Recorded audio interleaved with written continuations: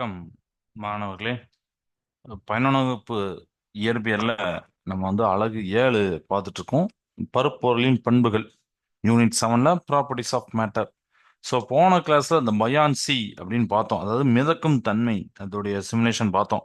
ஒரு பொருள் மிதக்குதுன்னா என்ன காரணம், முங்குதுன்னா அதாவது மூழ்குதுன்னா என்ன காரணம், அப்புறம் மிதத்தல் விதி, லா ஆஃப் ஃப்ளோட்டேஷன், ஆர்க்மிடிஸ் கொள்கை, அதாவது ஆர்க்மிடிஸ் பிரின்சிபல், இதெல்லாம் நம்ம பார்த்தோம். அடுத்த ஒரு எடை இழப்பு, அதெல்லாம் நீங்க அந்த சிமுலேஷன் நல்லா புரிஞ்சிருப்பீங்க.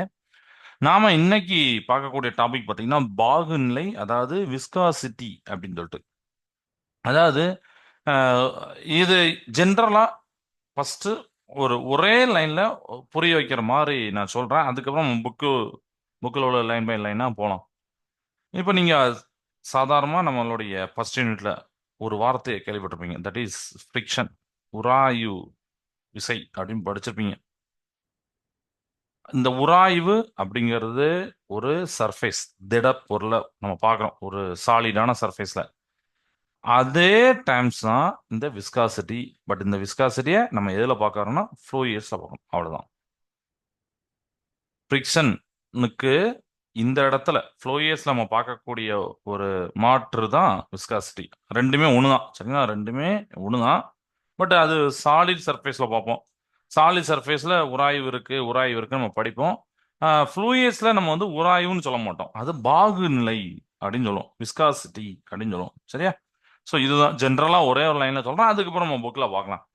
இப்போ இதை புரிஞ்சுறதுக்காண்டி நம்ம ஒரு சின்ன ஆக்டிவிட்டி இதிலே நம்ம பார்க்கலாம்.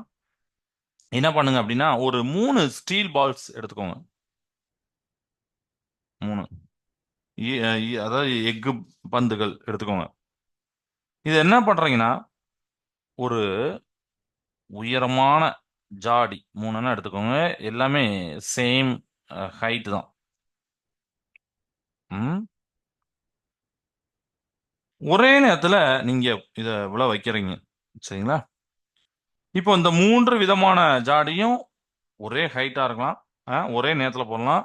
ஆனா நான் என்ன பண்றேன் அப்படின்னா, இந்த ஜா ஜார் 3 ஜார் இருக்குல்ல, இந்த ஜாடிகள்ல ஒவ்வொன்றையும் நான் வேற வேற ஃபில் பண்றேன். இது பாத்தீங்கன்னா ஏர், காற்று. ஓகே. இது வாட்டர், வாட்டர். அண்ட் ஃபைனலி பாத்தீங்கன்னா இது ஒரு ஆயில்,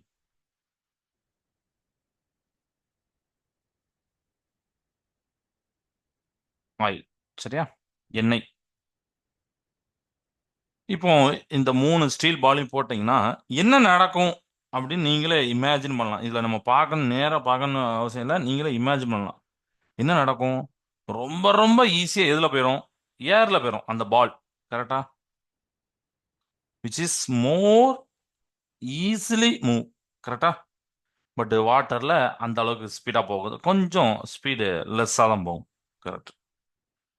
அண்ட் ஆயில நீங்க பார்த்துருக்கலாம், இல்லை பார்க்காம ரொம்ப லேட்டா போகும். வாட்டருக்கு கம்பேர் பண்ணுவோம், ஆயில ரொம்ப ரொம்ப லேட்டா போகும் இந்த 3 கம்பேர் பண்ணும்போது. அப்ப இது எதனால இந்த இந்த ஒரு பிஹேவியர் ஏன் தெரியுது? ரெண்டுமே 3மே உயரமான ஜாடி, ஒரே உயரம், ஒரே நேரத்துல தான் போடுறீங்க. தனித்தனியா கொஞ்சம் நேரம் கழிச்சு தான் போடலாம், பட் ஒரே நேரத்துல போடுறீங்க. நீரில் எளிதாக இயங்கவில்லை, காற்றில் எளிதாக இயங்கிறது, எண்ணெயில் இயங்குவது இன்னும் கடினமா இருக்கு. ஏன் அப்படின்னா, அதுக்கு தான் நாம இந்த விஸ்காசிட்டி கான்செப்டை தெரிய போறோம், சரிங்களா? So there is a relative motion between the different layers of the liquid by the falling ball. இதுதான் காரணம், விஸ்கசஸ் ஃபோர்ஸுக்கு காரணம். சரியா? இப்படி விழுதுன்னா நம்மள ஒரு இமேஜினரியா இதில் லேயர் பை லேயரா இருக்கும். ஒவ்வொரு லேயருக்கும் நடுவுலையும் அந்த பால், ஸ்டீல் பால், எக்கு பந்து பயணிக்கணும். அப்படி பயணிக்கும் போது இந்த லேயர் ஒரு சின்ன எதிர்ப்பை கொடுக்கும். அதுதான் நம்ம இங்க பார்க்க போற சார்பு இயக்கம் உருவாகி அதன் காரணமாக ஒரு விசை உருவாகும். இந்த உராய்வு விசை பாய்மத்தின் அடர்த்தியை சார்ந்தது. சரியா? ஸோ விஸ்காசஸ் ஃபோர்ஸ் சொல்லிடுச்சு. இதுவும் ஒரு ஃப்ரிக்ஷனல் ஃபோர்ஸ் சொல்லிட்டேன். இந்த ஃப்ரிக்ஷனல் ஃபோர்ஸ் எதை டிபெண்ட் பண்ணிருக்குன்னா, மெயின்லி டென்சிட்டியை டிபெண்ட் பண்ணியிருக்கு. அந்த லிக்விடோட டென்சிட்டியை டிபெண்ட் பண்ணியிருக்கு. This property of the moving fluid to oppose the relative motion between its layer is called viscosity. சரியா? அப்போ இது டென்சிட்டியை பொறுத்து இருக்குன்னு சொல்லிட்டோம். ஒவ்வொரு மீடியத்துக்கும் ஒவ்வொரு விதமா இருக்க போகுது. மீடியம் அப்படின்னா இப்ப ஏர் ஒரு மீடியம், வாட்டர் ஒரு மீடியம், ஆயில் ஒரு மீடியம், இப்படி இருக்கா? அப்போ இதுல வந்து என்ன ஆகுதுன்னா, அந்த பால் வரும்போது அந்த பாலை ஆப்போஸ் பண்ணுது. ஸோ ரிலேட்டிவ் மோஷன் இதுல வருது, சார்பியகம் வருது. அதுதான் நம்ம விஸ்காசிட்டி, பாகுநிலை அப்படின்னு சொல்றோம். சரிங்களா? இந்த உராய்வு விசை என்ன நடக்கும்? பாய்மத்தோட அடர்த்தியை சார்ந்தது. இயங்கும் பாய்மத்தின் ஏடுகளுக்கிடையே உள்ள சார்பு இயக்கத்தை எதிர்க்கும் பாய்மத்தின் பண்பு தான் பாகுநிலை அப்படின்னு சொல்லிப்பாங்க. சரிங்களா? ஸோ இத இன்னும் ஒரு லைனை நம்ம புரிஞ்சுக்கலாம். அதுக்கு எப்படின்னா, இப்போ நான் ஒரு வாட்டர் கேன் எடுத்துக்கிறேன். இதுல நான் வாட்டரை ஃபில் பண்ணியிருக்கேன், புரியறக்காண்டி இப்படி ஃபில் பண்ணிருக்கேன். சரியா? இதை நான் ஷேக் பண்றேன் அப்படின்னா, ஆக்சுவலி இதை லேயர் லேயரா போடும் போது இது ஒரு லேயர், இது ஒரு லேயர், இது ஒரு லேயர், இது ஒரு லேயர், இப்படி இருக்கு. ஒரு லேயருக்கும் பாத்தீங்கன்னா ஒரு சார்பு இயக்கம், ரிலேட்டிவ் மோஷன் இருக்கு. அது எப்படி சார் இருக்கும் அப்படின்னா, அதுக்கு பின்னாடி லைன் இருக்கு, அதை நான் பின்னாடி வரேன். பட் ஜென்ரலா இதை புரிஞ்சுக்கலாம். ஸோ ஒரு லேயர் நமக்கு அதை வந்து இமேஜின் தான் பண்ணணும். சரிங்களா? நம்மளால ஒரு வாட்டர் எடுத்து லேயர்லாம் பார்க்க முடியாது, ஒரு ஆயில் எடுத்து லேயரை பார்க்க முடியாது. சரியா? இப்போ நம்ம வளிமண்டல் பார்த்தீங்கன்னா லேயர் அப்படின்னு நம்ம முன்னாடியே படிச்சிருப்போம் அப்படிதானே? நம்ம சர்ஃபேஸில் பார்த்தீங்கன்னா ஒவ்வொரு குறிப்பிட்ட கிலோமீட்டருக்கு தூரம் லேயர். அதை எப்படி இமேஜின் பண்ணுறோம்? ஒரு கற்பனை. ஓகே, இது வரைக்கும் ஒரு 30 கிலோமீட்டர் இது, 80 கிலோமீட்டர் இது, நம்ம இமேஜின் பண்ணோம். அதே மாதிரி இதில் லேயர் இருக்கும். சரியா? ஸோ இதை மட்டும் அப்படி ஞாபகம் வச்சுக்கோங்க. Okay, right. ஸோ இதில் நம்ம என்ன பண்ண போகிறோம் அப்படின்னு பார்த்தீங்கன்னா, சொல்லியிருப்பாங்க ஒரு ஃப்ளூயிட் மோஷன்ல இருக்குன்னா இது வந்து ஒரு complex phenomena. It possess potential, kinetic and gravitational energy besides causing friction viscous force to come into play அப்படிலாம் சொல்லியிருப்பாங்க. ஓகேவா? இதுல வந்து இயங்குது அப்படின்னா அதுல பாத்தீங்கன்னா நிலையாற்றலுக்கும் இயக்காற்றலுக்கும் அப்புறம் புவி ஆற்றல், அதாவது புவி நிலையாற்றல் நம்ம சொல்லியிருப்போம்ல, முன்னாடி படிச்சுவோம். கிராவிடேஷன், பொட்டன்ஷியல் எனர்ஜி, இதெல்லாம் அதாவது ஈர்ப்பு ஆற்றல்லாம் சொல்லுவாங்க. ஓகேவா? அதெல்லாம் தோற்றுவிக்கும் அப்படிங்குவாங்க. ஓகே, அப்போ இது எதனால ஏற்படுது? காசஸ் ஆஃப் விஸ்காசிட்டி அதை பார்க்கலாம். இது எதனால ஏற்படுகிறது? பாகுநிலை உருவாவதற்கான காரணங்கள் என்ன? அதுக்கு அதான் நான் சொன்ன, ஒரு வாட்டர் கேன்ல நீங்க தண்ணி எடுக்கிறீங்க. ஸோ இது ஒரு லேயர், இது ஒரு லேயர், இது ஒரு லேயர், இது ஒரு லேயர், அப்படி இருக்கு. இது பாத்தீங்கன்னா ஒரு P2 அப்படின்னு போட்டிருப்பாங்க. இங்க இருந்து இந்த டிஸ்டன்ஸ் R அப்படின்னு போட்டிருப்பாங்க. இந்த இடத்துல ஒரு Qன்னு போட்டிருப்பாங்க. அண்ட் இந்த இடத்துல ஒரு P1 அப்படின்னு போட்டிருப்பாங்க. டோட்டலா லென்த் பாத்தீங்கன்னா Lன்னு போட்டிருப்பாங்க. பாகுநிலை ஈட்டா அப்படின்னு போட்டிருப்பாங்க. என்ன கொஞ்சம் சுழிச்சு போட்டிருப்பாங்க, ஈட்டா. இந்த ஒரு படம் போட்டிருப்பாங்க. சரியா? P1, P2, L எல்லாம் பார்த்துவோம். இப்போ நீங்க என்ன பண்றீங்கன்னா, consider liquid flowing through the horizontal surface with two neighbouring layers அப்படின்னு நம்ம இமேஜின் பண்ண போறோம். அதாவது ஒரு கிடைமட்ட பரப்பு இப்படி இருக்கு, கிடைமட்ட பரப்பு இருக்கு. கிடை கிடைமட்ட பரப்புல ஒரு திரவம் இருக்கு. கிடைமட்ட பரப்பின் மீது அந்த திரவம் இருக்கு. அருகில் அமைந்துள்ள இரு ஏடுகளை கொண்ட ஒரு திரவத்தை நம்ம யோசிக்க போறோம். அப்போ நம்ம ரெண்டு லேயர், இப்படி ஒரு லேயர், இப்படி ஒரு லேயர், இல்லை இப்படி ஒரு லேயர், இப்போ ஏதாவது ஒரு ரெண்டு லேயரை நம்ம யோசிக்க போறோம். இப்போ ஒரு லேயர் இங்க இருக்கா, அதை நான் இப்போ ஒரு லேயரை இங்க கீழே இடுறேன், ஒரு லேயரை மேல இடுறேன். இது கீழே, இது மேல இருக்கு. சரியா? இந்த கீழேடு மேலேட்டை தடுக்க முற்படும். ஓகேவா? இந்த upper layer and lower layer, lower layer என்ன பண்ணணும்னா இந்த அப்பர் லேயரை என்ன பண்ணணும்னா ஸ்டாப் பண்றதுக்கு ட்ரை பண்ணும், ரிடார்ட் பண்ணும். ரிடார்ட்னா ஆசலேஷனுக்கு ஆப்போசிட். ஆசலேஷனா அப்படி முன்னாடி தள்ளுது, ரிடார்ட்னா அப்படி பின்னாடி இழுக்குது அப்படின்னு அர்த்தம். சரி, இது பின்னாடி இழுக்கு. அப்ப இந்த அப்பர் லேயர் என்ன பண்ணும் பாத்தீங்கன்னா, இந்த அப்பர் லேயர், இது லோயர் லேயர். சரியா? இந்த அப்பர் லேயர் இந்த லோயர்ல இழுக்க முற்படும், இது ஆசலேட் பண்ணும். சரியா? இது இந்த லேயரை பிடிச்சி இழுக்க அது ட்ரை பண்ணும், இது ஆப்போசிட்டா ட்ரை பண்ணும், அது இதுக்கு ஆப்போசிட்டா ட்ரை பண்ணும். இப்படி இருக்கு. மேலேடு வந்து கீழேடை வந்து பாத்தீங்கன்னா முடுக்க முற்படும். கீழேடு பாத்தீங்கன்னா மேலேட்டை தடுக்க முற்படும். சரி, இதனால என்ன நடக்கும்? இப்ப 2 பேருமே ஒரே டைரக்ஷன்ல மூவ் ஆகுறாங்க. இல்ல ஒரே டைரக்ஷன் பின்னாடி வராங்கன்னா, ஓகே. Nothing but. ஆனா ஒரு லேயர் இங்க இருக்கு. ஒரு லேயர் ஸ்டாப் பண்ணு, ஒரு லேயர் ஆக்ஸலரேட் பண்ணா என்ன நடக்கும் ஆக்சுவலி? இதன் விளைவாக பின்னோக்கிய தொடுவரை விசை தோன்றும்.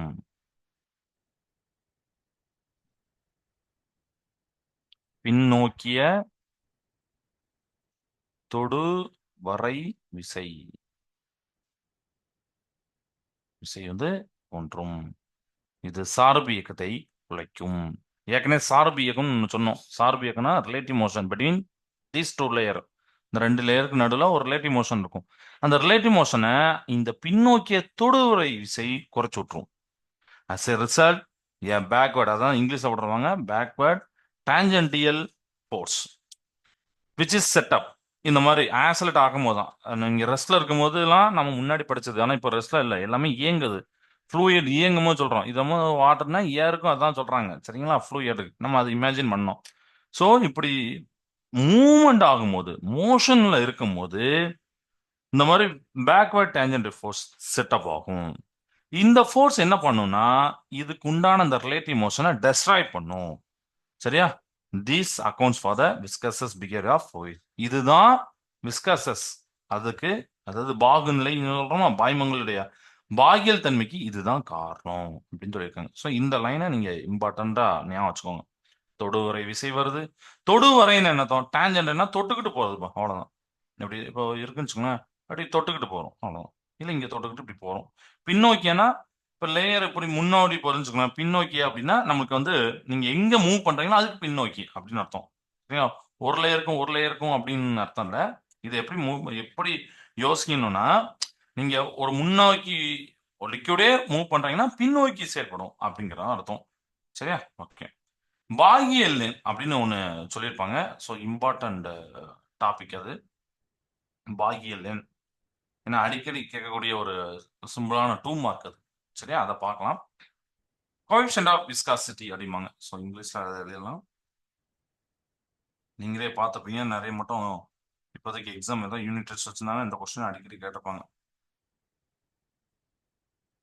அண்ட் இந்த கொஸ்டின் நீங்க அண்டர்ஸ்டாண்ட் பண்றது பின்னாடி ரெனால்ட்ஸ் நம்பர், அதுக்கப்புறம் வரிச்சீர் ஓட்டம், சுழற்சி ஓட்டம், டர்புலன்ட் ஃப்ளோ, அதுக்கெல்லாம் யூஸ் ஆகும். சரி, இப்போ கோஎஃபிஷியன்ட் ஆஃப் விஸ்காசிட்டி பாகியல் என்ன என்ன அப்படின்னு பார்க்கலாம். அதுக்கு என்ன பண்ண போறோம்னா, ஃபர்ஸ்ட் ஒரு ஹரிசாண்டல் சர்ஃபேஸா எடுத்துருப்பாங்க. சரியா? ஹரிசாண்டல் சர்ஃபேஸ்னா இதுதான் வந்து ஒரு ஃபிக்ஸ்டான லேயர். ஹரிசாண்டல் லேயர் எடுத்துக்கேன், இது வந்து ஃபிக்ஸ்டான லேயர். இது மேல 2 லேயரை நான் வந்து என்ன பண்ண போறேன் அப்படின்னு பார்த்தீங்கன்னா கன்சிடர் பண்ண போறேன்.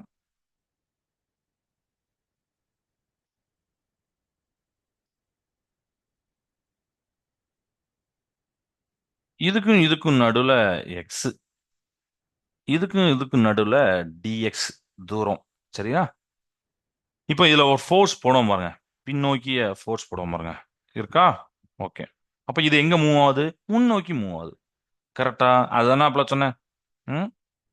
இது வினா இது வி பிளஸ் டிவி, கொஞ்சம் கொஞ்சம் அதிகமான வெலாசில மூவ் ஆகிற மாதிரி. இது ஏ பி அப்படின்னு போட்டுக்கலாம். ஓகே, இதை நம்ம பார்க்கலாம். இது இது என்ன இது அப்படின்னா, ஒரு லிக்யூடை நீங்க யோசிக்கீங்க. ஃப்ளோயிங் ஸ்டெடிலி ஓவர் ஏ ஹரிசாண்டல் ஃபிக்ஸ்ட் லேயர். ஃபிக்ஸ்ட் லேயரை நீங்க வச்சுக்கிட்டு அதுக்கு மேல அந்த லிக்யூட் ஃப்ளோ ஆகிற மாதிரி நீங்க நினைக்கிறீங்க. The velocity of the layers increases uniformly as we move away from the fixed layer. அதாவது இந்த ஃபிக்ஸ்ட் லேயர் என்ன பண்ணும்னா இந்த பக்கத்துல இருக்க லேயரை தடுக்கும் அப்படின்னு நம்ம சொல்லியிருந்தோம். ஏன்னா அது ரெஸ்ட்ல இருக்கு. இது போக போக போக பார்த்தீங்கன்னா இதுக்கு மேல ஒரு 10 லேயர் இருக்குன்னா ஃபர்ஸ்ட் 2 லேயர்லாம் அது வந்து அந்த அளவுக்கு மூவ் ஆகாது. ஏன்னா பிடிச்சி தடுத்துரும். போக போக பார்த்தீங்கன்னா அதோட வெலாசிட்டி கூடும். அதனால இந்த லேயருக்கு வீணா அடுத்த இதுக்கு இதோட கொஞ்சம் அதிகமா இருக்கும் திசைவேகம். அதனால வி பிளஸ் டிவின்னு போட்டுப்பாங்க.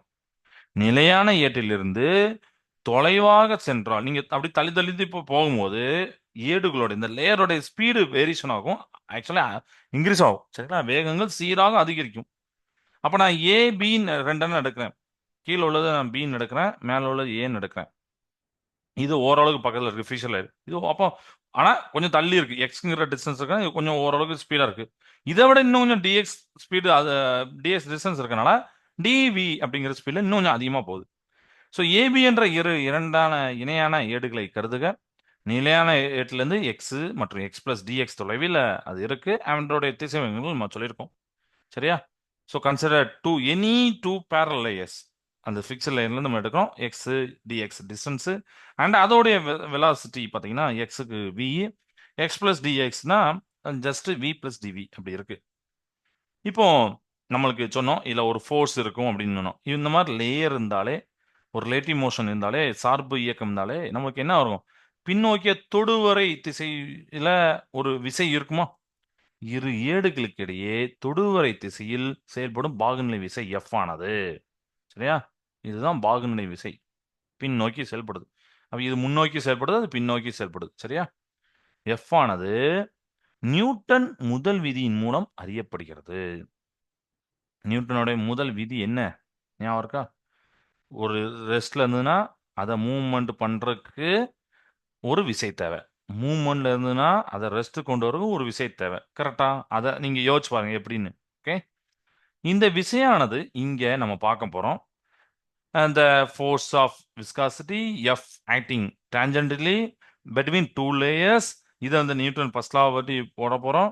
சரியா? அப்போ இந்த ஃபோர்ஸ் எப்படிலாம் இருக்கும் அப்படின்னு பார்த்தீங்கன்னா, இந்த லிக்விடோடைய ஏரியாவை டிபெண்ட் பண்ணியிருக்கோம். ஸோ தட் இஸ் மீன் ஏ. சரியா? திரவத்தோடைய பரப்பு. அதுக்கப்புறம் திசைவேக சரிவு அப்படின்னு போட்டிருப்பாங்க. அதாவது வெலாசிட்டி கிரேடியன்ட். வெலாசிட்டி கிரேடியன்ட் அப்படின்னு என்ன அர்த்தம்? அதாவது டிஎக்ஸை பொறுத்து டிவி எந்த அளவுக்கு குறையுது அப்படிங்கிறதான் அதோட அர்த்தம். சரிங்களா? டிஎக்ஸை பொறுத்த வரைக்கும் குறையுது அப்படின்னு சொல்றதை விட குறையுதுன்னு சொல்ல வேண்டாம். அதாவது டிஎக்ஸை பொறுத்து டிவி எந்த அளவுக்கு மாறுது அப்படின்னு சொல்லணும். சரிங்களா? நம்ம டிஃபரன்சியேஷன் இன்டகிரேஷன் படிச்சிருப்போம்னா அதே மாதிரி தான் இது. டிவி அப்படின்னு டிஃபரன்சியேஷன். ஸோ டிஎக்ஸை பொறுத்து ஒவ்வொரு டிஎக்ஸ்லையும் டிவி எந்த அளவுக்கு மாறுது அப்படின்னு படிக்கணும். Okay, right. ஸோ இதெல்லாம் கனெக்ட் பண்ணுறாங்க. அப்போ கனெக்ட் பண்ணுறோம், இதை அழிச்சிடலாம். இப்போ இந்த ஃபோர்ஸு எதை டிபெண்ட் பண்ணியிருக்கான்? ஏரியா ரொம்ப ரொம்ப அதிகமாக இருக்கு. அப்போ இந்த ஃபோர்ஸும் அதிகமாக இருக்கும். அண்டு இந்த வெலாசிட்டி கிரேடியன்ட். சரியா? நம்ம திசைவேக சரிவும் அதுக்கும் நேர் தகவல் இருக்கும், நேர் விதத்தில் இருக்கும். இப்படி. ஸோ இதை ரெண்டு இது கனெக்ட் பண்ணுறாங்க. நமக்கு ஆல்ரெடி திரும்ப இந்த மாதிரி கனெக்ட் பண்ணோம்னா என்ன பண்ணுவோம்னா இப்படி போட்டுட்டு ஏ டிவி பை டிஎக்ஸ் போடுவோம். ஈக்குவல் டு எடுத்துட்டு ஒரு கான்ஸ்டன்ட்டை சேர்க்கணும். ஈக்குவல் டு எடுத்து ஒரு கான்ஸ்டன்ட் சேர்க்கணும். அந்த கான்ஸ்டன்ட் தான் ஈட்டா. மைனஸ் போட போகிறேன். இது ஈட்டா. சரியா? இந்த ஈட்டா தான் திரவத்தோடைய பாகியல் எண். அந்த திரவத்துக்கு ஒரு பாகியல் எண் இருக்குன்னா அதுதான் இது. சரியா? இதுதான் coefficient of viscosity. The constant of proportionality eta is called the coefficient of viscosity of the liquid.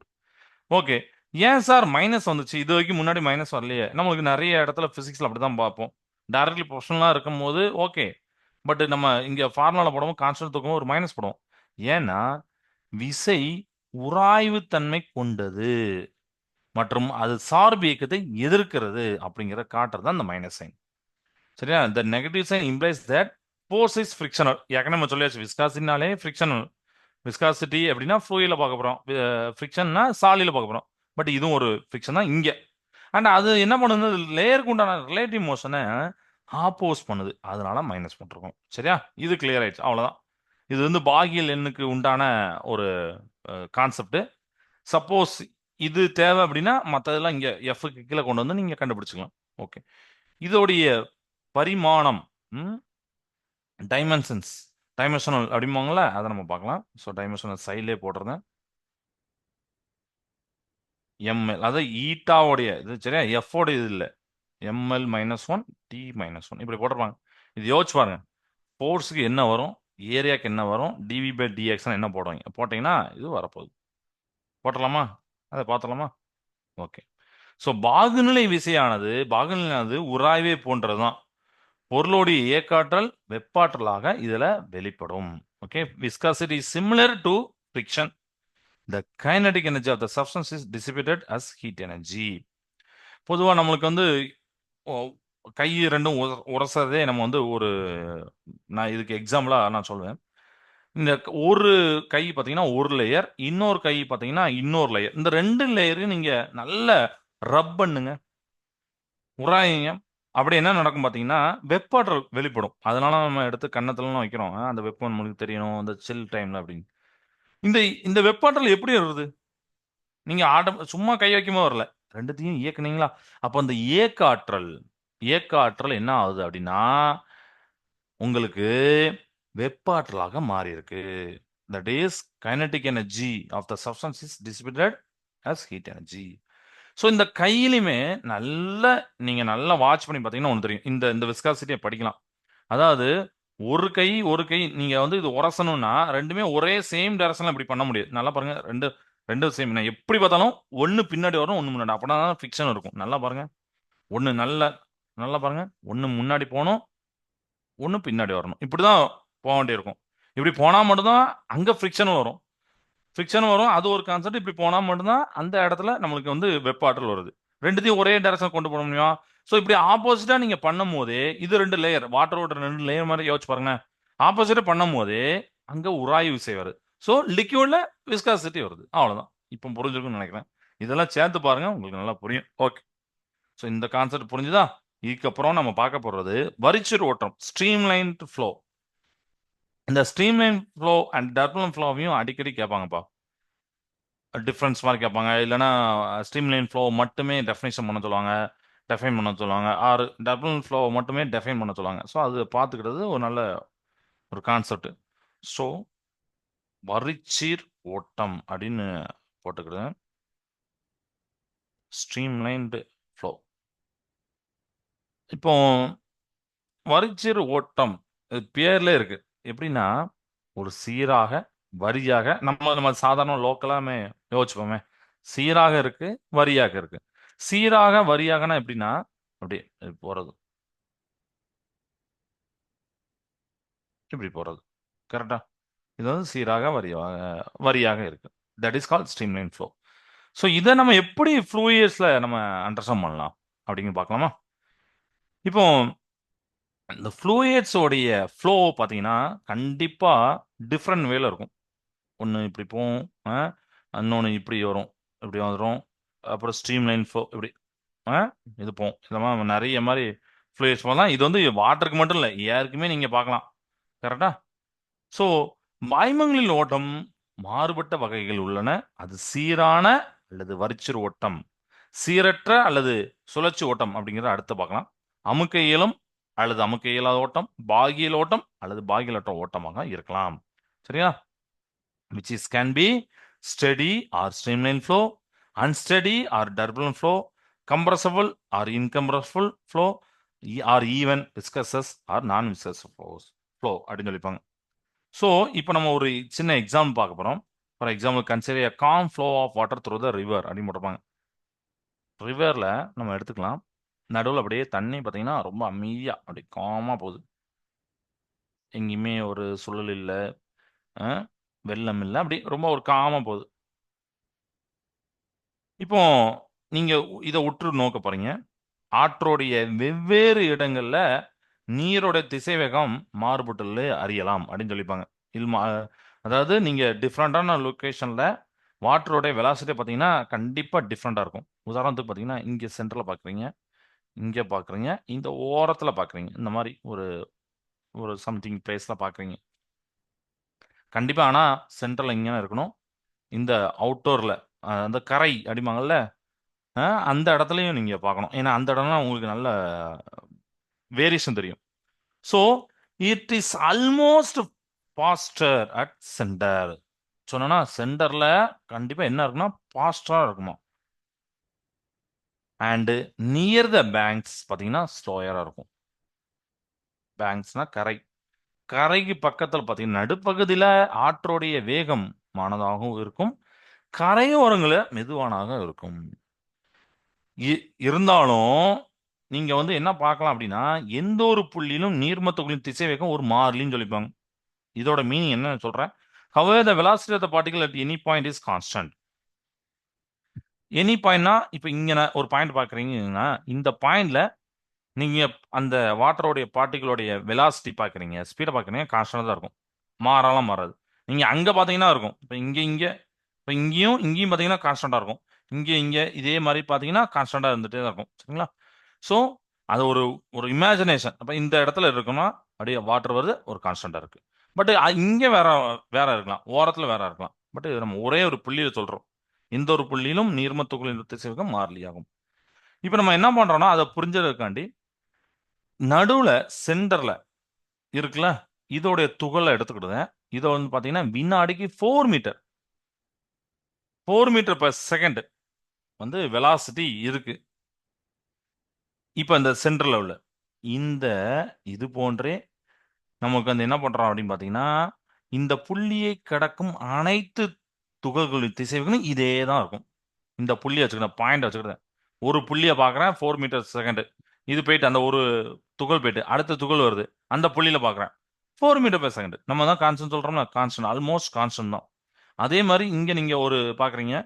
ஒரு புள்ளி எடுத்துக்கிறீங்க. பாயிண்ட் எடுக்குறீங்க. சரியா? பாயிண்ட்ல ஒரு துகள பார்க்குறீங்க. 15 மீட்டர் பெர் செகண்ட் வருது. சும்மா ஒரு உதாரணத்துக்கு.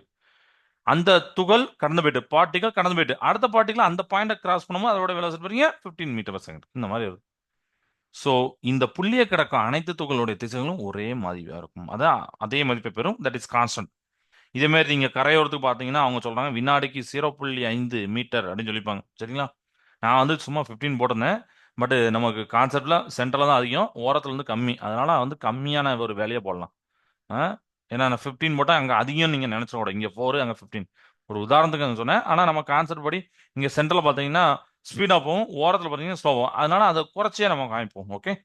இப்படி ஏதோ ஒரு இது வந்து அதாவது நம்மளுடைய 15 தான் போடணும், 4 தான் போடணும்னு அவசியம் இல்ல. ஒரு உதாரணத்துக்கு நீங்க எதுனாலும் போடலாம். அப்ப இந்த புள்ளிய கடக்கக்கூடிய அனைத்து துகளுடைய வெலாசிட்டி நீங்க திசைவேகத்த பார்த்தீங்கன்னா, 0.5 மீட்டர் பெர் செகண்ட் தான் இருக்க போகுது. ஓகே. ரைட். அப்ப இதுலருந்து என்ன தெரியுது அப்படின்னு பார்த்தீங்கன்னா, ஒரு ஒரு ஒற்றுமை தெரியுது பாருங்க.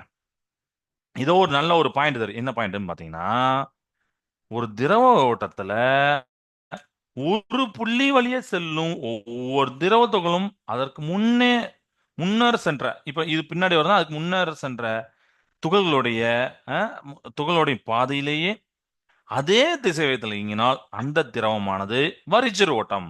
இதனால தான் சீரான ஓட்டம் அல்லது அடுக்குமுறை ஓட்டம். லேமினார் ஃப்ளோ அப்படின்னு கூட சொல்லலாம். இப்போ புரிஞ்சிருக்கும் நெனைக்கிறேன். சரியா? இப்ப நல்லா கிளியர் ஆயிட்டா? இத நான் வந்து இங்கிலீஷ்ல அந்த வரிச்சிறு ஓட்டத்தோடைய கான்செப்ட் எழுதுறேன். ஏன்னா தமிழ்ல இப்ப சொன்னேன். இங்கிலீஷ்ல அத எழுதிறேன். When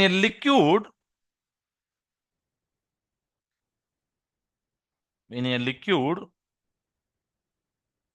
ah flows such that அப்படின்னு போட்டிருப்பாங்க. ஸோ ஃப்ளோஸ் நம்ம சிங்கிளா கான்செப்ட் படிக்கும்போது சச் தட் வேண்டாம். So when a liquid flows such that each particle of the liquid போட்டிருப்பாங்கல்ல ஃப்ளோஸ் ஈச் பார்ட்டிகல் ஆஃப் அப்படின்னு போட்டுரும். Each particle of liquid passing through one point அது சம் பாயிண்ட் ஏதோ ஒரு பாயிண்ட்ல எடுக்கணும். Passing through a point moves along the same path. முன்னாடி போன துகளுக்கு அதே பாயிண்ட்ல பார்க்கணும். வேற வேற பாயிண்ட்லனா வேற வேற மாதிரி இருக்கும். ஒரே பாயிண்ட்ல முன்னாடி போற அந்த பார்ட்டிகளுக்கு அதே சேம் பாத் தான் பின்னாடி வரக்கூடிய இதுவும் இருக்க போகுது. So same path and same velocity அதே வெலாசிட்டில போகும். சரிங்களா? ஆஸ் இட்ஸ்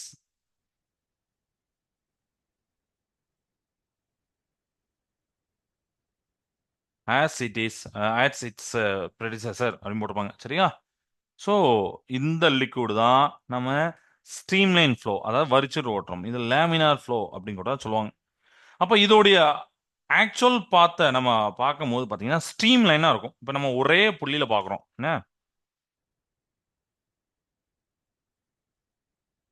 ஒரே புள்ளியில பார்க்கும்போது, அந்த பாத்த நீங்க கனெக்ட் பண்றீங்க. முன்னாடி இப்ப இங்க இருக்கு. இது போகுது. இந்த புள்ளி நான் இங்க போறேன். இது போகுது. இங்க போனோனே இப்படி போயிட்டு. அடுத்த புள்ளி வருது. இங்க போகுது, இப்படி கனெக்ட் பண்ணுது. அப்ப அடுத்த புள்ளி வருது. இங்க போகுது, இப்படி போகுது. ஸோ இத ஃபுல்லா நீங்க கனெக்ட் பண்ணும்போது, சீராக வருதா? எப்படி? ரைட்டா? இயங்கும் பாய்மத்துகள் மேற்கொள்ளும் வளைவான பாதை வரிச்சிறு எனப்படுகிறது. இத படத்துல காட்டியிருப்பாங்க. எந்த ஒரு புள்ளியிலும் அதன் தொடுகோடானது அந்த புள்ளியில பாய்ம ஓட்டத்தின் திசையை கொடுக்கிறது. இதனை இவ்வாறு அழைப்பதற்கு காரணம் இது ஒரு நீர் ஓடை அல்லது இலட்சிய நிலையில் உள்ள ஆற்றை போன்றதே உள்ளது ஆகும் சொல்லியிருப்பாங்க. So it is named because of flows like a flow of stream. சரிங்களா, ஒரு ஸ்ட்ரீம் எப்படி ஃப்ளோ ஆகுமோ அந்த மாதிரி இருக்கு.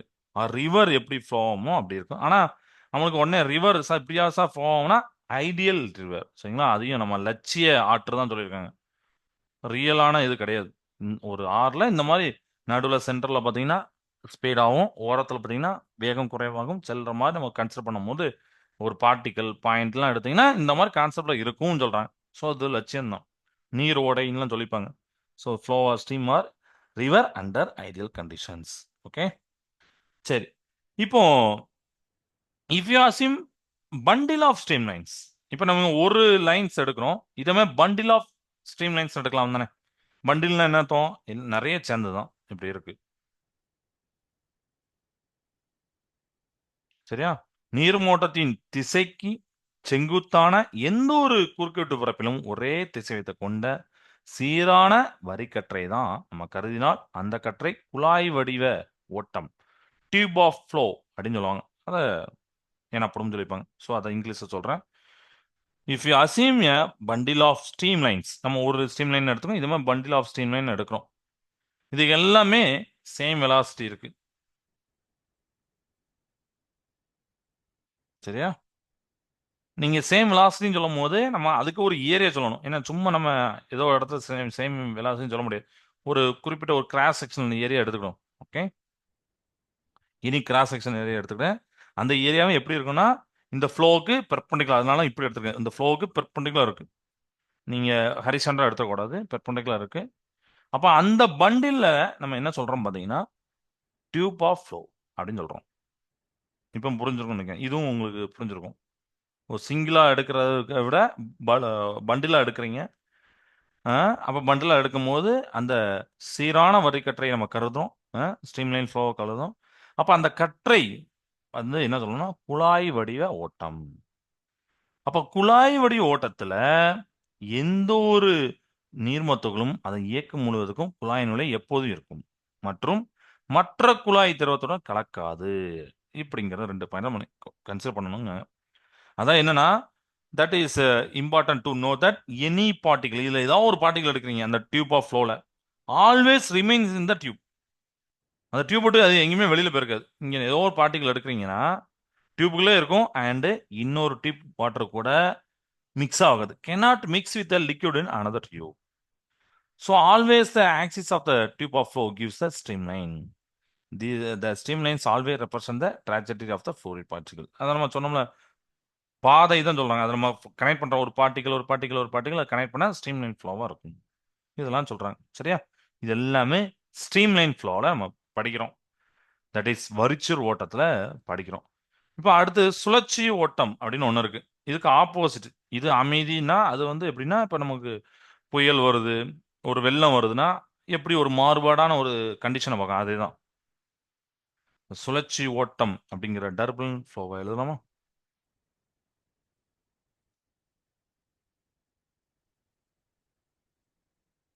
சுழற்சி ஓட்டம் இது எப்படின்னா இதே மாதிரி நீங்க மூவிங்கான ஃப்ளூயிட் தான் யோசிக்கீங்க, இயங்கும் பாய்மத்தோடைய பாய்மம் தான் யோசிக்கீங்க. ஆனா அதோடைய வேகம் பார்த்தீங்கன்னா ஒரு வேகம் சொல்றாங்க விசி, தட் இஸ் கிரிட்டிக்கல் ஸ்பீடுமாங்க. கிரிட்டிக்கல் ஸ்பீட் அந்த ஃப்ளூயிடோடைய வேகம், பாய்மத்தோட வேகம் இந்த கிரிட்டிக்கல் ஸ்பீடை தாண்டிட்டுனா விட அதிகமானால் அந்த ஓட்டம் பார்த்தீங்கன்னா சுழற்சி ஓட்டம். அதை தான் நம்ம எப்படி சொல்றோம், டர்புலன்ட் ஃப்ளோன்னு சொல்லுவோம். So when the speed of the fluid, நீங்க ஒரு மூவிங் ஃப்ளூயிட் பார்க்குறீங்க, அதோட ஸ்பீடை பார்க்குறீங்க, விசி அப்படிங்கிற கிரிட்டிக்கல் ஸ்பீடை எக்ஸிட் பண்ணிட்டு தாண்டிட்டுனா அதோடைய மோஷன் நம்ம என்ன சொல்லுவோம் பார்த்தீங்கன்னா டர்புலன்ட் அப்படின்னு சொல்லுவோம். ஸோ இந்த கேஸ்ல velocity changes both in magnet and direction from the particle to particle and hence the individual particle do not move in a streamline path அப்படின்னு சொல்லிப்பாங்க. அப்போ இந்த இந்த மாதிரி கேஸ்ல ஒவ்வொரு துகளிலும் திசை வேகமானது என் மதிப்பிலும் திசையிலும் மாறுவதால், அப்போ ஒரு பார்ட்டிகல் இங்க இருக்குன்னு வச்சுக்கோங்க, ஒரு டைரக்ஷன் போகுது, இதோட வெலாசிட்டி சும்மா சொல்றேன் 5 மீட்டர் per செகண்ட்.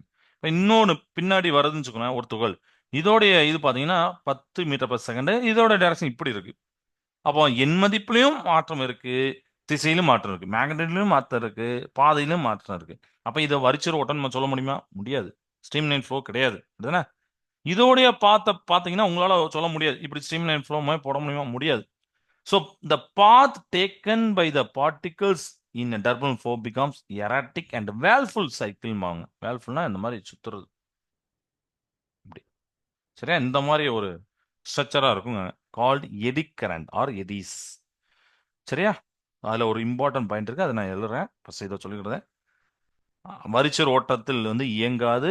எனவே சுழற்சி ஓட்டத்தில் உள்ள துகளுடைய பாதையை நீங்க பார்த்தீங்கன்னா ஒழுங்கற்றதாக மாறி சுழல் ஓட்டம் அல்லது சுழல் எனப்படும் வட்டங்களில் இயங்கும். நேரா போகாது, கான்ஸ்டன்டா போகாது. சரிங்களா? அதோடைய டைரக்ஷன் மாறி இருக்கு, வெலாசிட்டி மாறி இருக்கு, அப்போ ஒழுங்கற்றதா இருக்கு, அப்ப வட்டங்கள் இருக்கு, சுழல் வட்டங்கள் எல்லாம் இயங்கி இருக்கு. ஒரு படகு அல்லது கப்பலுடைய பின்புறத்துல அந்த வாட்டருடைய ஃப்ளோவை நீங்க பார்த்துருப்பீங்க. கப்பல் போகுதுன்னு வச்சுக்கோங்களேன், அதுல பாத்தீங்கன்னா அந்த வாட்டர் பாத்தீங்கன்னா ஒரு மாதிரி ரொம்ப ஸ்பீடா இதாகும், பார்த்துருப்பீங்க. மேபி ஏதாவது வீடியோ.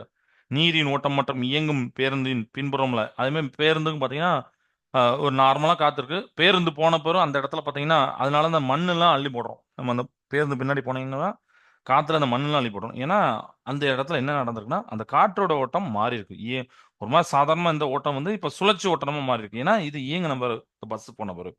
ஆகியவை சுழல் ஓட்டத்திற்கு சில எடுத்துக்காட்டுகள் அப்படின்னு போட்டிருப்பாங்க. ஸோ அதை நம்ம அண்டர்ஸ்டாண்ட் பண்ணிக்கணும். ஸோ இங்கிலீஷ் அதை சொல்றேன்.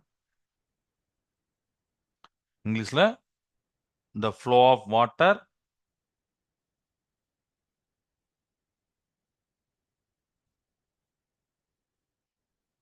just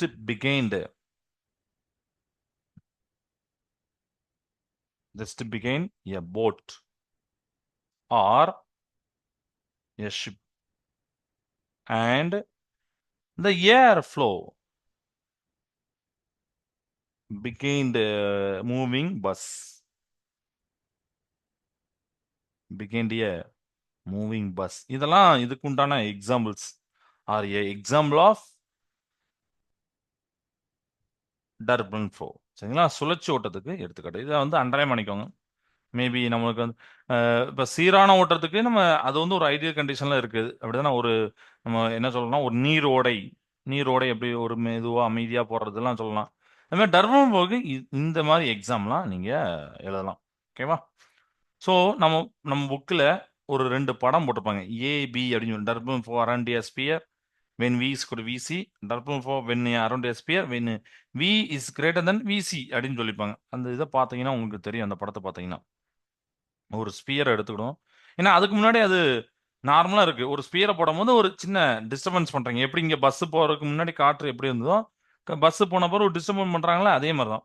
அப்போ ஒரு ஸ்பியர் இருக்கு அப்படின்னா, இப்போ வாட்டர்லாம் அப்படி போகுது, இப்படி ஒரு ஃப்ளோவில் இருக்கு. ம். இது வந்து பாத்தீங்கன்னா விசி கூட விசி கிரிட்டிக்கல் ஸ்பீடுக்கு ஈக்குவலா இருக்கும்போது இந்த ஃப்ளூயிடோடைய வெலாசிட்டி. பட் ஒன்ஸ் வி விசியோட அதிகமாயிட்டு அந்த கிரிட்டிக்கல் ஸ்பீடை தாண்டிட்டுனா இதோடைய இதில் பார்த்தீங்கன்னா பயங்கரமா இப்படி இப்படிலாம் போட்டிருப்பாங்க. இப்படி இருக்கும். The distinction between the two types of motion can be easily demonstrated by the injecting jet of ink actually in a wider tube through the which water flows அப்படின்னு சொல்லிப்பாங்க. அதாவது இதை புரிஞ்சதுக்காண்டி அவங்க ஒரு சின்ன எக்ஸ்பெரிமெண்ட் சொல்லிப்பாங்க. இருவகையான இயக்கத்தோடைய வேறுபாட்டினை ஒரு அகன்ற குழாயில் பாயும் நீரினுள் அதன் அச்சின் வழியே ஒரு துளை மூலம் மையை செலுத்துவமோ எளிதாக விளக்கலாம். அதை நம்ம அண்டர்ஸ்டாண்ட் பண்ணலாமா? அதுக்கு படம் கிடையாது, பட் நம்மளே அண்டர்ஸ்டாண்ட் பண்ணிடலாம். ஒரு டியூப் எடுத்துக்கோங்க. இதுல இப்போ வாட்டர் இருக்கு, சரியா? இது கூடயா நீங்க வாட்டர் செலுத்துறீங்க, அப்படிதானே? அப்ப அது வழியே இன்ஜெக்ட் இங்கு பண்றீங்க. அப்ப அந்த இங்கு என்ன ஆகும் நீங்க பார்த்துருப்பீங்க, அப்படியே ஸ்ப்ரெட் ஆகும். பார்த்துருக்கீங்களா? இப்படியே ஸ்ப்ரெட் ஆகும், அப்படியே கொஞ்சம் கொஞ்சமாக அப்படியே ஸ்ப்ரெட் ஆகும். அந்த ஆக்சிஸில் ஆக்சிஸ்னா அந்த கிடைமட்டத்தில் நம்ம பண்ணுறோம். ஒரு துளை மூலம் மையை செலுத்துகிறோம். பாய்மத்தோடைய திசைவேகம் குறைவாக உள்ள போது இந்த லிக்விடோடைய ஃப்ளூயிடோடைய வெலாசிட்டி ஸ்பீடே பார்த்தீங்கன்னா கம்மியாக இருந்ததுன்னா இது என்ன நடக்கும்? மை நேர்கோட்டு பாதையில் செல்லும். அதனால நான் நேர்கோட்டில் போட்டிருக்கேன் பாருங்க, கீழே மேலே போடல, அப்படி நேர்கோட்டு பாதையிலே செல்லும். சரிங்களா? அதாவது when the velocity of the fluid இந்த வெலாசிட்டி இந்த ஃப்ளூயிடோட வெலாசிட்டி ரொம்ப ரொம்ப ஸ்மால். அப்ப இங்க வந்து என்ன பண்ணும்னா ஒரே இடத்துல அப்படியே அப்படியே மெதுவா அப்படியே ஸ்ப்ரெட் ஆகும், அப்படியே ஒரு மாதிரி லீனியரா ஸ்ட்ரைட்டா போகும். சப்போஸ் நான் இந்த ஃப்ளூயிடோடைய வெலாசிட்டியை கொஞ்சம் இன்க்ரீஸ் பண்ணேன், அதாவது ஒரு மாதிரி ஷேக் பண்ணிட்டேன், அப்படியே இப்படி எடுத்து இப்போ ஷேக் பண்ணுறேன், இப்போ வெலாசிட்டி சம்திங் என்ன ஆயிரும், கிரிட்டிக்கல் ஸ்பீட், அதோட கிரிட்டிக்கல் ஸ்பீடை விட நம்மளுக்கு வந்து நீங்கள் அனுப்புகிற அந்த இன்ஜெக்ட் இங்க் வந்து என்ன ஆயிரும்னு பார்த்தீங்கன்னா வெலாசிட்டி கூடிட்டு அப்படின்னா ஒரு கேஸில், மாறாக திசைவேகமானது ஒரு குறிப்பிட்ட மதிப்பை விட அதிகமானால் மையானது பரவி ஒழுங்கற்ற இயக்கத்தை காட்டும். அப்படி அந்த மாதிரி காட்டிடும். எனவே இயக்கமானது சுழற்சியோட்டமாக மாறுகிறது. வளைந்து நெளிந்து செல்லும் இயக்கத்தினால் சுழல் ஓட்டம் உருவாகி அதன் விளைவாக அதிக ஆற்றல் அளிக்கப்படுகிறதுன்னு சொல்லிப்பாங்க. சரிங்களா? அப்போ நீங்க ஸ்பீடை இன்க்ரீஸ் பண்ணும்போது பியாண்ட் த செட்டைன் வேல்யூ, ஏதோ செட்டைன் வேல்யூவோட இன்க்ரீஸ் பண்ணும்போது இங்கு வந்து என்ன ஆகும்னா ஸ்ப்ரெட் அவுட் ஆயிரும். ஷோயிங் இது டிஸ்ஆர்டர்னஸ் அப்படின்னு போட்டிருப்பாங்க. அதுக்கு ஒரு ஆர்டரே கிடையாது. ஃபர்ஸ்ட் அழகா அப்படி ஸ்ட்ரைட் லைன்ல போனது நேர்கோட்டு போனா, ஆனால் இப்போ அப்படி இல்லை. வேற வேற எல்லா இடத்துலையும் தெரியுது, எல்லா பக்கம் அப்படியே ஒரு இது ஆயிருக்கும், மிக்ஸ் ஆயிருக்கும். அப்போ இந்த மோஷனை டர்புலன்னு சொல்றோம். த சிக்ஸாக் மோஷன் ரிசல்ட் இந்த formation eddy currents. Eddy currents நமக்கு தெரியும்ல, சுழல் சுழல் மின்னோட்டம் அப்படின்னு படிச்சுக்கோம், இப்படி சுழண்டு வர்றது. சரியா? அதனால எனர்ஜி என்ன ஆகும்னா, நீங்க 12th படிப்பீங்க, எடி கரண்ட பத்தி படிப்பீங்க. அந்த எடி கரண்ட்ல ஒரு வார்த்தை படிப்பீங்க, ஆற்றல் இழக்கப்படுகிறது அப்படின்னு சொல்லிட்டு. சரியா? ஸோ எனர்ஜி டிசிபேட்டட் அப்படின்னு போட்டிருப்பாங்க. இதை இந்த இடத்துல ஞாபகம் வச்சுக்கோங்க. ஸோ இது வரைக்கும் நமக்கு இன்னைக்கு போதும். நம்ம அடுத்த கிளாஸ்ல அடுத்த டாபிக் ரெனால்ட்ஸ் நம்பர் இருக்கு. அந்த ரெனால்ட்ஸ் நம்பரை பார்த்துட்டு டெர்மினல் வெலாசிட்டி பார்ப்போம். டெர்மினல் வெலாசிட்டி ஒரு இம்பார்ட்டன்டான 5 மார்க்கு, ரெனால்ட்ஸும் நம்பரும் ஒரு இம்பார்ட்டன்டான ஒரு கொஸ்டின். ஸோ அதை அடுத்த கிளாஸ் பார்க்கலாம். சரியா? ஸோ இந்த கிளாஸில் இன்னைக்கு நம்ம என்னெல்லாம் பார்த்தோம் அப்படின்னு சொல்கிறேன். லாஸ்ட்லேருந்து வரிச்சுரோட்டம், சுழற்சியோட்டம் பார்த்தோம். டர்பன் ஃப்ளோ, ஸ்ட்ரீம்லைன் ஃப்ளோ, அதோடைய எக்ஸாம்பிள் நான் சொன்னேன். எப்படி அந்த ஃப்ளூயிட் வந்து வெலாசிட்டி மாறுது, சீராக இயங்குனா எப்படி இருக்கும், ஒரு ஒரு லட்சிய ஓடை, லட்சிய ஆற்றுனா எப்படி இருக்கும் அப்படின்னு பார்த்தோம் வரிச்சீர் ஓட்டத்துக்கு. அதுக்கு முன்னாடி கோஎஃபிஷியன்ட் ஆஃப் விஸ்காசிட்டி பார்த்தோம். அதுக்கு லேயராக சொன்னோம், வெலாசிட்டி மாறும். அப்போ ஃபோர்ஸ் ஒன்று விஸ்கசஸ் ஃபோர்ஸ் இருக்கும். அந்த விஸ்கஸ் ஃபோர்ஸ் எதெல்லாம் டிபெண்ட் பண்ணியிருக்குன்னா அந்த ஃப்ளூயிடோடைய ஏரியா அண்டு அதோடைய வெலாசிட்டி கிரேட், திசைவேக சரிவு சொல்லியிருந்தேன். பாகுநிலைனா என்ன அப்படின்னு சொல்லிட்டு அந்த ஏர், ஆயில், வாட்டர் அதை வச்சு சொன்னேன். அந்த லேயர் தான் காரணம், அதுதான் எதிர்க்கும். அந்த எதிர்க்கக்கூடிய அந்த பாய்மத்தோடைய தன்மை தான் நம்ம வந்து பாகுநிலை அப்படின்னு சொல்றோம். இதெல்லாம் பார்த்தோம். சரியா? ஸோ இன்னைக்கு இதெல்லாம் போதும். மீதியுள்ள நெக்ஸ்ட் கிளாஸ் பார்க்கலாம். வாழ்க பாரதம், வெல்க தமிழகம். நன்றி, வணக்கம்.